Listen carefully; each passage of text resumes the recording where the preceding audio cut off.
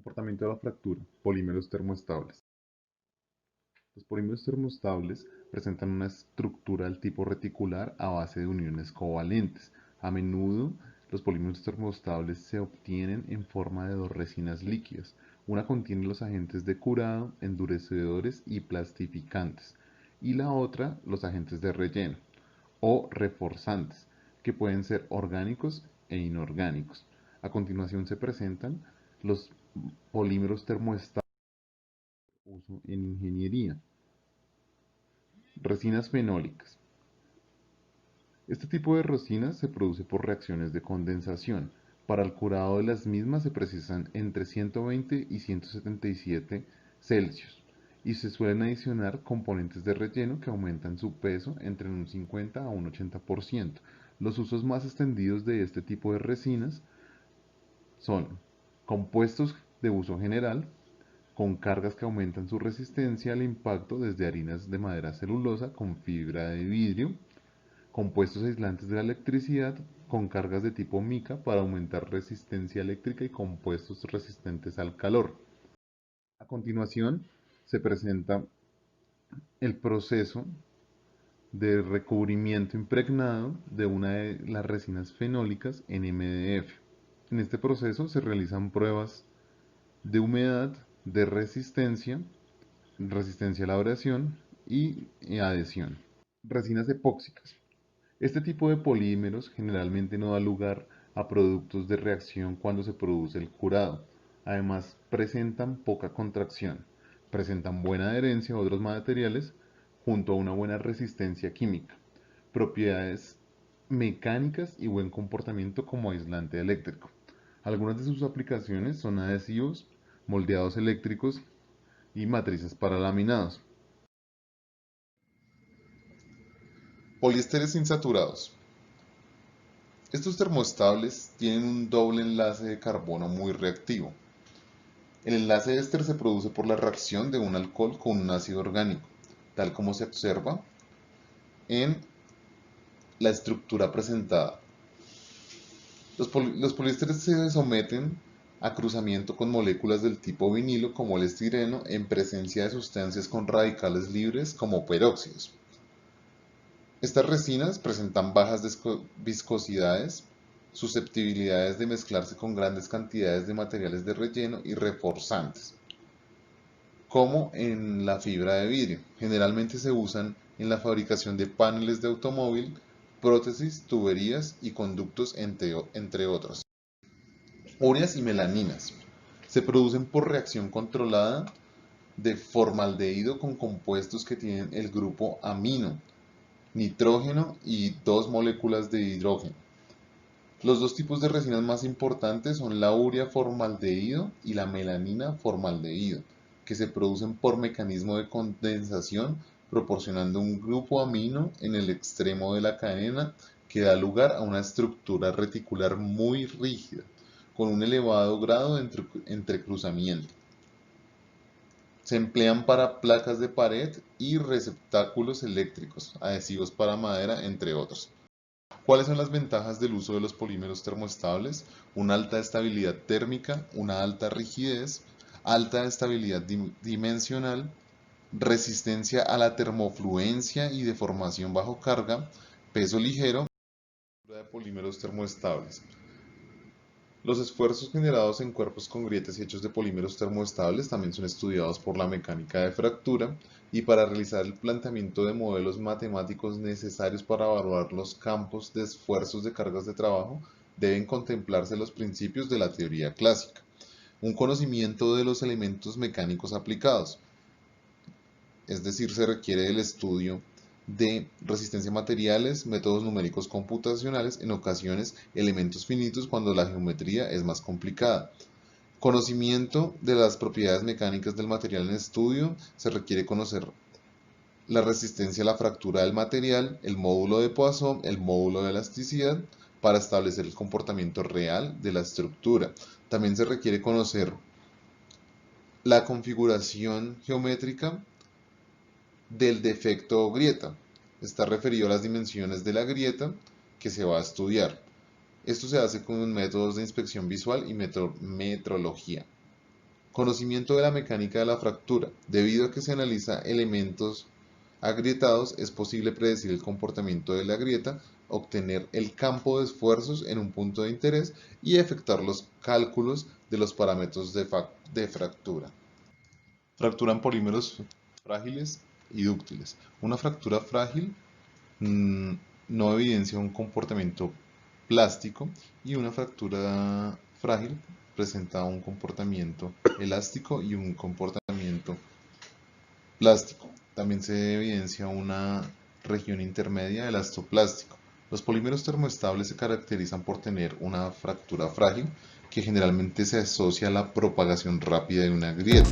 Entre las normas que se utilizan para estos materiales está la STM D638, donde dice las velocidades de 5, 50 y 500 milímetros por minuto, dependiendo si el material es rígido o no rígido. Aquí vamos a sobreponer este ensayo sobre este gráfico y ahí comienza el ensayo. Ahí también va a cambiar un poquito de color, mírenlo ahí, se ven como unas estrías.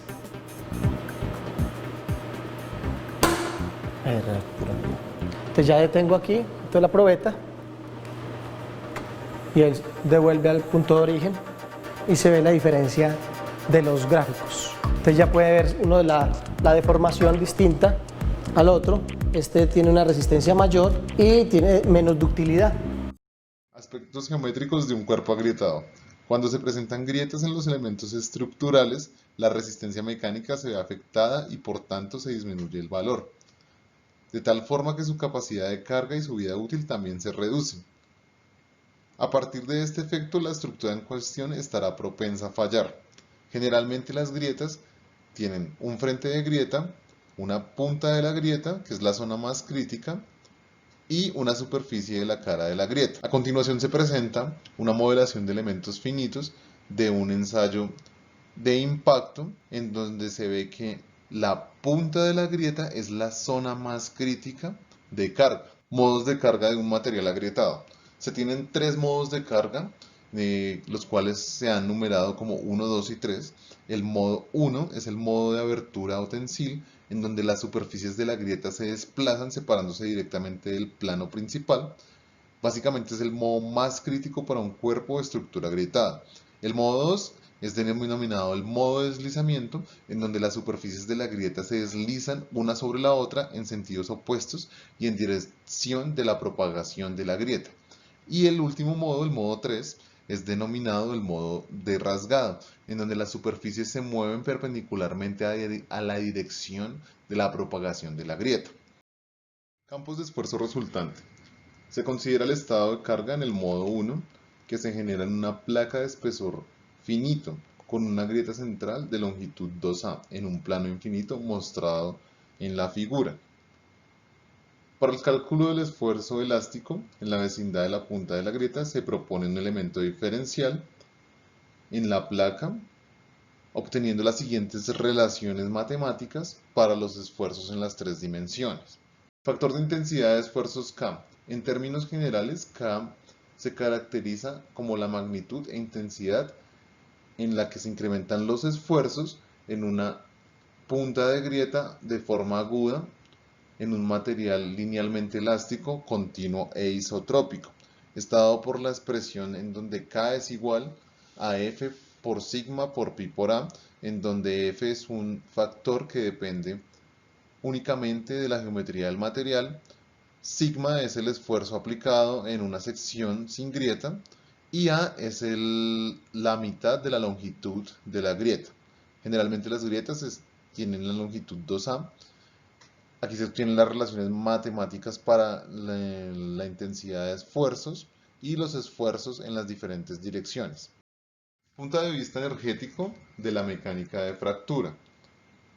En la mecánica de fractura elástica lineal, el campo de esfuerzos en la vecindad de la punta de la grieta depende de los siguientes parámetros: la longitud de la grieta, el esfuerzo aplicado, el factor de configuración y el factor de intensidad de esfuerzos. Un aspecto importante radica en el hecho de que un extremo de una grieta en punta requiere un nivel de energético menor, como se muestra en la figura A, para producir una propagación, mientras que si se tiene un radio pequeño en un extremo, se requiere una mayor energía para la propagación de la grieta. Griffin empleó el análisis teniendo en cuenta que la energía potencial elástica se obtiene con relación al esfuerzo, la longitud de la grieta y el espesor de la placa. Además de esto, demostró que la energía está relacionada con la energía potencial del cuerpo con la grieta, la energía sin la grieta y una relación de la semilongitud de la grieta, el módulo elástico y la energía de la superficie específica. Después de realizar una derivación, se obtiene la energía potencial. Esta se iguala a cero para obtener la condición de equilibrio. Y de ahí se obtiene una relación importante, que es la relación de Griffin, equivalencias entre G y K. Irwin resolvió problemas bidimensionales de agrietamiento empleando la teoría de elasticidad lineal y mostrando que el campo de esfuerzos que se genera en la vecindad de la punta de la grieta es siempre de la misma forma. Para este efecto derivó una relación que se emplea y postuló la razón de energía liberada de formación G es directamente proporcional al cuadrado del factor de intensidad de esfuerzos K sobre el módulo de elasticidad en el material. Para esfuerzo plano y para una deformación plana incluye el módulo de relación de Poisson, donde multiplica la ecuación anterior, 1 menos el módulo de Poisson al cuadrado por la constante de concentración de esfuerzos lineal K al cuadrado sobre el módulo de elasticidad lineal.